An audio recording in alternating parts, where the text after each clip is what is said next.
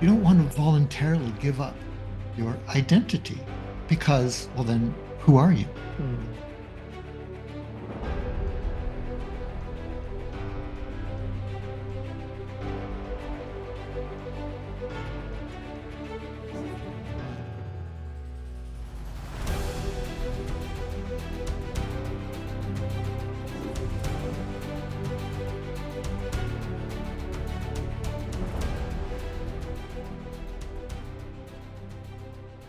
Ted, it is so great to have you here today. I am so excited that you have agreed to come on the show. My pleasure. Well, I describe you as the Renaissance man because you have achieved more in one lifetime than anyone that I've ever known. So, what we're going to do, what I'd like to do is just hit your chapter highlights and find out exactly what underlies that man of achievements. I mean, when you were 8 years old, you were a precocious child writing fiction and a community newspaper on one of those old-fashioned Underwood typewriters, which to me is just absolutely amazing at 8 years old. You were a poet, you composed music, played the piano in festivals and performances, and acted in local theater as a child. You learned 6 languages and you became a chess champion and a chess hustler. Whoa, as a teenager. Then in your late teens, you checked out of society and into a spiritual community for 10 years. Your love of computers and your interest in horse racing. You ended up creating a horse race betting software that is one of the top 5 softwares in the world. Your spiritual pursuits led you to many things, including an ability to do remote viewing and the mental ability to bend spoons. Now, I'm really interested in that, and we got to talk about that. And you're also a cold water swimming. I mean, you go out into the icy waters, 40 degrees Fahrenheit, and swim about with excitement and enthusiasm. And that to me is also very fascinating. So, Who is I, this person? well, I know. Don't we want to know that? I want to know I that. want to know. I want to know that. Good. Well, you're going to find out today. So let's go back in time to when you were that 8-year-old, when you probably still precocious for your age, but when you were an 8-year-old precocious child on an Underwood typewriter writing fiction stories, what compelled you to do this? We we read a lot in our family, but particularly me. The local bookmobile would come to my school. It was a converted bus, if you've ever seen pictures of these bookmobiles. And every week I would be dragging back the books from before and then getting a new set of books. I think back, those books, the Hardy Boys or Tom Swift or Jules Verne, I'm thinking, you remember that old movie, 20,000 Leagues Under the Sea, 1960s? James Mason kind of swept away, not literally, but, was wanted to go on the submarine, wanted to, I don't know, maybe avenge bad governments, whatever, war against war. I didn't really know what war was, but, and I suppose maybe, after the movie was done, I still felt adventurous. So gradually, this all didn't happen just like an epiphany, but gradually from reading about adventures and watching them on this movie screen, I wanted to do that for myself. So the best way to do that is in your own imagination. So that's the nation that I identified with, is the imagination, as they say. I started writing little adventure stories, I think probably after I started writing them, it gave me a sort of a pride. First of all, to my parents, that they could say, oh my God, this kid is like, he's writing little stories and the sentences make sense. I mean, Were you more of a bookworm rather than playing outside? no, not really. That only came later in life. No, I've never really been sort of a reclusive bookworm. No, I was out running about, doing naughty things with my friends, climbing, walls on the old abandoned canal, near Niagara Falls where we lived. No, I was very engaged with my community. I had all these different components, both physical, external oriented, but also an interior life. That plus, music started to come in at that time as well. Right. I wanted to ask you, was there a similar impetus underneath the writing of poetry at that age, your compulsion to write poetry and your compulsion to compose music? Well, we're skipping ahead a few Oh, years. yes. So what age would that be? So we were leaving age 8 and moving on Yeah, to, maybe 11, okay. 12.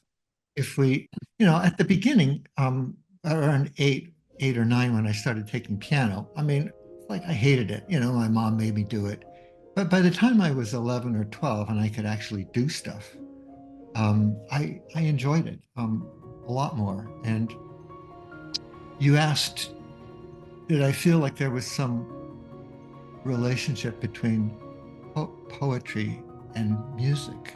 At And you're least, writing when you were 8, you're writing of the fiction stories. well, suppose that's one of the things that you don't really identify at the time. But if you consult all the world's poets and musicians, they would say, well, damn straight, there's a relationship between, the expressed creativity of music and poetry specifically, because distinct from prose, which, is like stories and narratives and different perspectives. Poetry is structured, right? It's at least good poetry is structured. I mean, it should have interesting language, but it should have a structure to it. At least my appreciation of poetry. Rhyming structure, about internal rhyme, about meter. That it shouldn't just go all over the place. So, in other words, poetry being language constrained, like any art is the medium, it's constrained. Music is not just like notes, just like the cacophony of notes that you might hear. Music is the structure applied to the world of sound, and poetry is some structure applied to the world of ideas, also sound, because poetry is sound as well when you read it, when you understand the alliterations, the internal rhymes, how things agree with each other, how it ties together. It's like a very nice chord resolution, or a progression or a melody in a way. A poem is like melody with words. Mhm. So that's a roundabout way maybe of answering your question.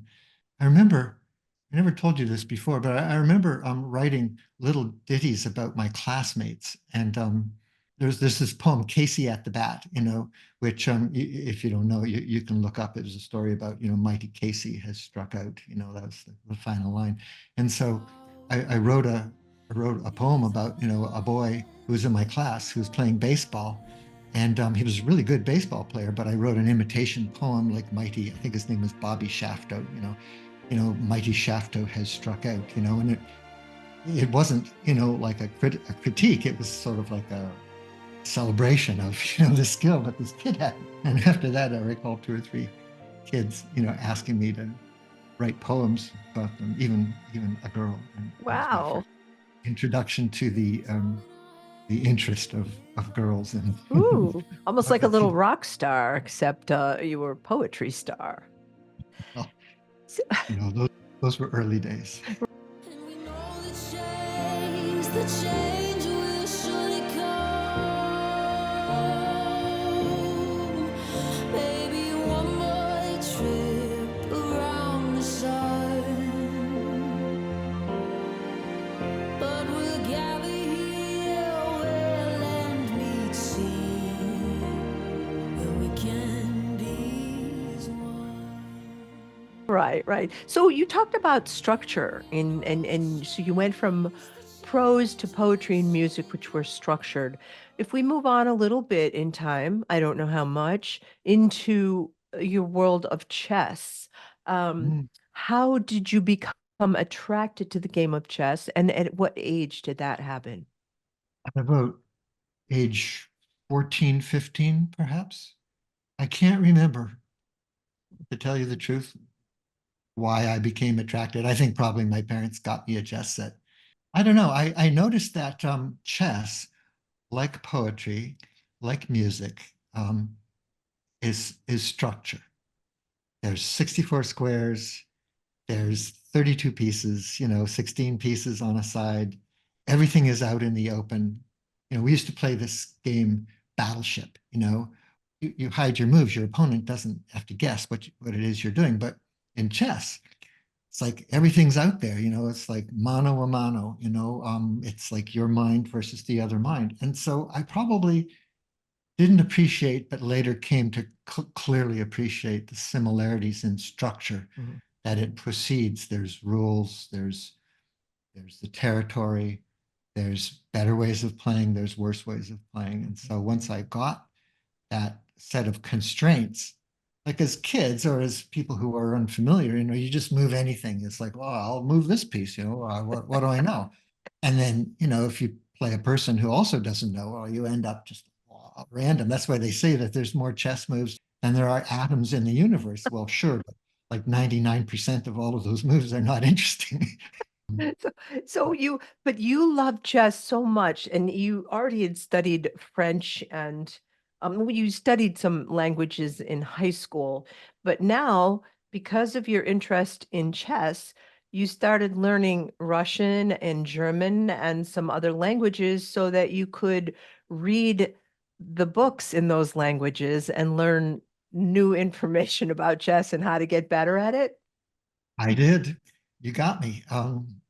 I did. I became pretty much what you'd call a chess nerd.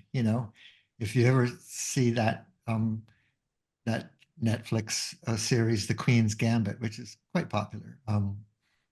It was a collection of chess nerds, with their own struggles to make it interesting. But yeah, I was a chess nerd. It was something that I was good at, together with, music. By then, had been playing for some time, and became able to play well.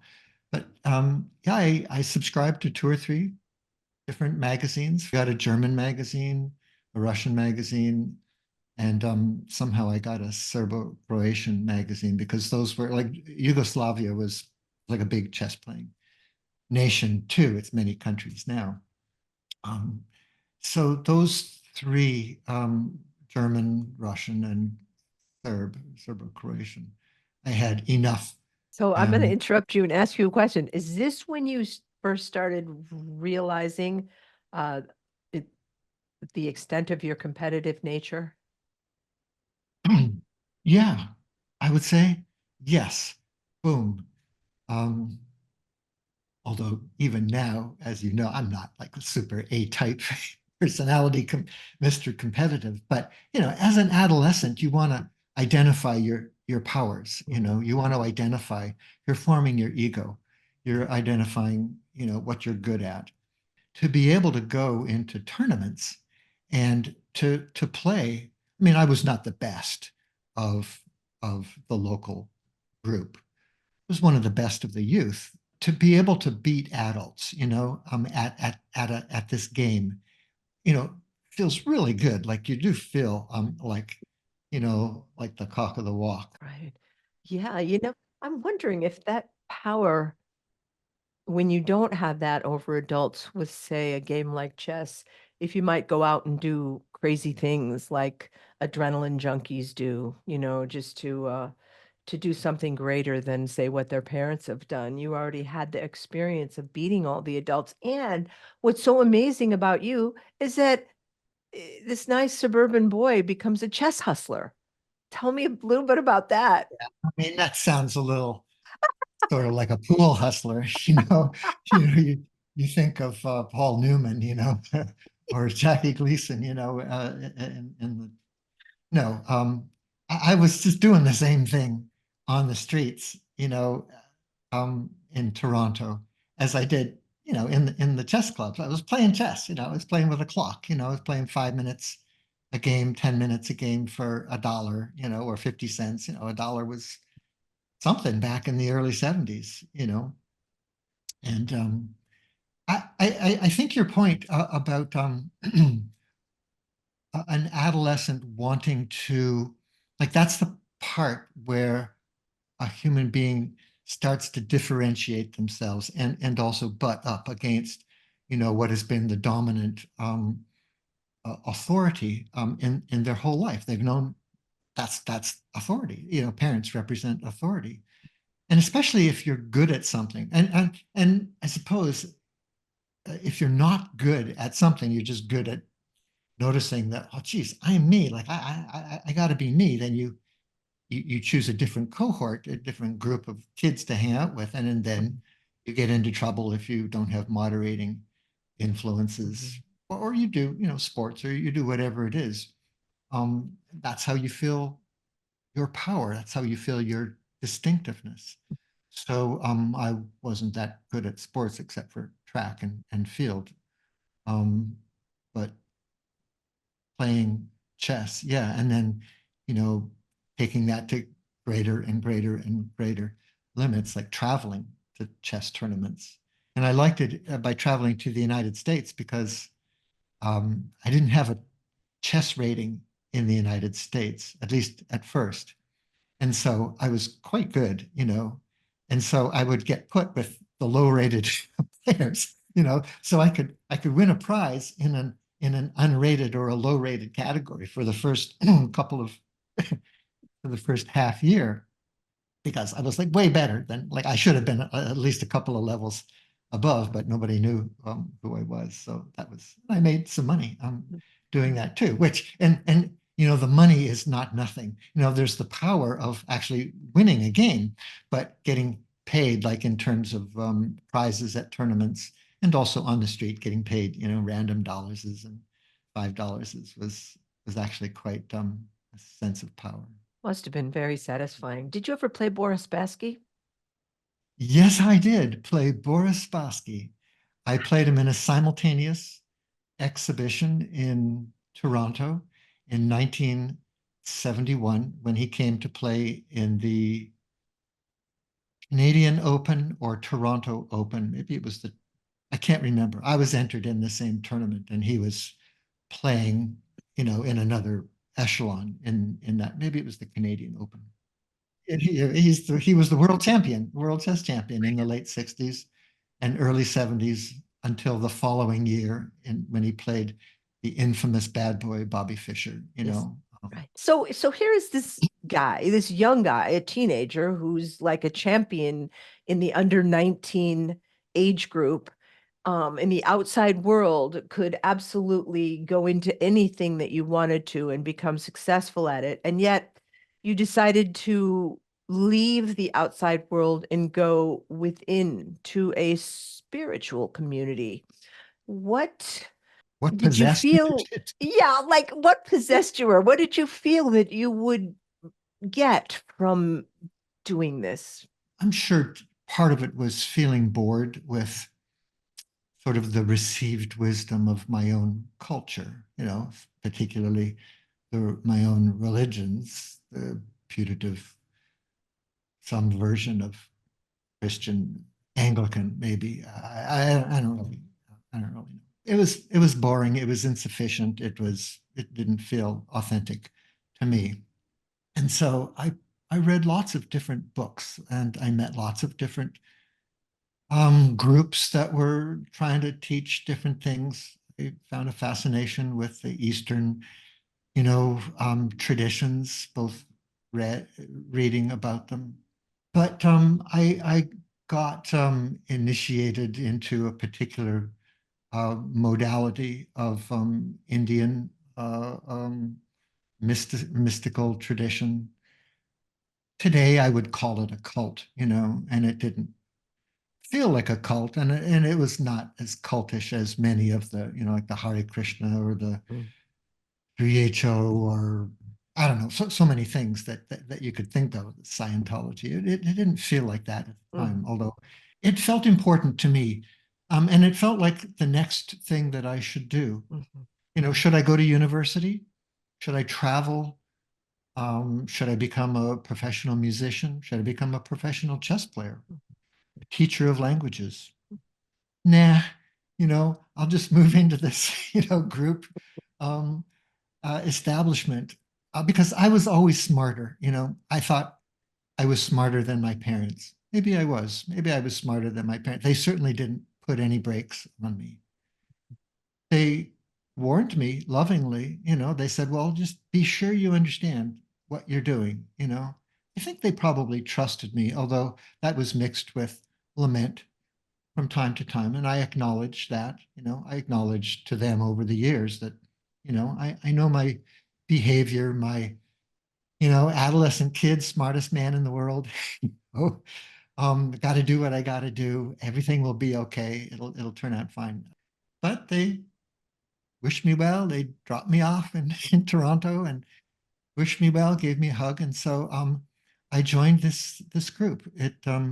After a half a year, I moved into a formal ashram. I was serious about my spiritual life. So that was a structure.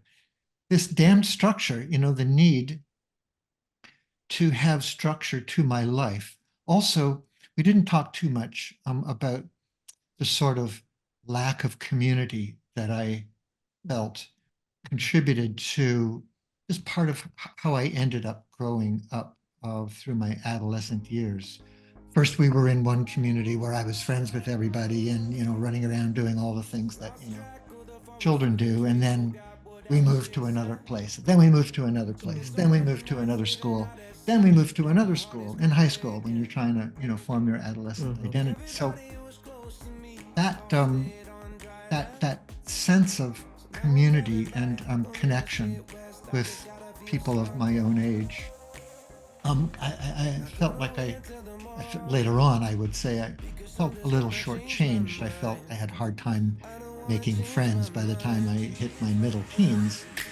Oh, I wanna stay right here, chilling with my friends for another year. I would walk away from the spotlight for the good life. Come on, turn your hate into. So I would get my revenge, I would just take the horse by the reins and make my own community or join a community where everybody was welcome. I was certainly welcomed, because, I was a precocious young man. I was not, I came probably earlier. I was probably one of the younger people at the time in the early 70s in that group. I was mature for my age. Plus, I'd never done drugs. I'd never lived a life outside of my parents' home. I never got into trouble. I was never beaten down or, hadn't had harsh experiences with the man, Did you find that having moved around so much as a child, must have created a feeling of being somewhat of an outsider, since most of the kids who probably lived in the places that you moved to had been with one another throughout their entire childhoods? Did you have a feeling of belonging when you were in the spiritual community, or did you feel like an outsider, or both, or neither? That's a really interesting point. The answer at the beginning and for maybe the first 10 years, yes, it was a community. I did not feel like an outsider anymore. I felt like I had brothers, I had sisters, I had responsibility because I was a responsible kind of a guy. I could learn things that I didn't know. And so I also had some power, and the ego, the young adult ego that goes with power, which I didn't really appreciate until later. It absolutely was the answer. It was the best answer I could get to that lack of community or feeling like an outsider, particularly in high school when you don't want to be an outsider, So that was a solution to that until it wasn't, because the individual who spawned this movement back in the 70s, I had some eyes in my head, and some things just didn't really feel like they ought to be. But, I was a good boy, I was a good young man. And it was an identity for me too. So you don't want to voluntarily give up your identity because, well, then who are you? But I could see that I really had to like dig down to stay with that group past a certain point. Because everything was not just ringing true. There was behavior by the guru. There was, hierarchies. There was lots of beautiful people. I've met some of the most beautiful people I've ever met, who were simple, who were authentic. It was kind of a devotional style of spirituality, not an ascetic, Zen kind of a style, or Raja yoga, meditative style, although meditation, I certainly learned meditation. Yeah, I was going to ask you about that. If we just look at it as 10 years of feeling, of using your intuition to discern what is true and what isn't true, skills, like I believe you said you came away with bookkeeping skills from there. I'm assuming meditation skills. I mean, what would you say you walked away with after leaving the ashram in the group that you didn't have before? The one thing I understood very clearly is that love is all there is. Love is all there is, It may have started off with love of my teacher, love of my master. And I think for many people, it didn't go further than that. But I do believe that in the end, when I decided enough was enough, I had a meditative practice because I've been practicing daily, early mornings, late at nights, walking meditation. I had a meditative practice that was always accessible. And it didn't depend on the guru, It's something I owned for myself. So I took that away. But I took away the meta understanding that all of what we do is about understanding love almost, and you have to separate it out, love for other people. You could take it one step further as like love for myself, which is the advice that, we give, and it's almost the biggest advice we can give. But I think I probably have to take it, a step further. And even I would say by the end of, my late 20s and the end of that phase, I was still only coming to a certain understanding, but I had inklings for sure. And that is, love is actually like a force of nature. I would phrase it now, love is like gravity, or is like a nuclear force. It's a force. Love exists. It's an aspect of being awake, being aware. I identify that as related to the creation, what I felt in the creation of music, or what I felt later on in creation of, if I say like good poetry or good software, It's not the software itself, the poetry itself, music itself, and my capabilities, my persona, are admirable and powerful and respectable. But there's something behind that, and that's what I'm referring to by love. I often spell it with a capital L to distinguish it from the love that we have. So many other flavors of love that English language is not. To me, oh, absolutely. And to me, it feels like if it took 10 years in an ashram to find that, which so many people never find in their entire lives, then that's why you went there, because you had developed your intellect, and then the next step was to develop your heart. But That's a good way of summarizing it. yeah. So then how in the world did you go from the ashram to a love of horse racing? How What? They're not natural. They don't naturally follow? I don't see it. That's why I want to know. Well, the ashram was no more.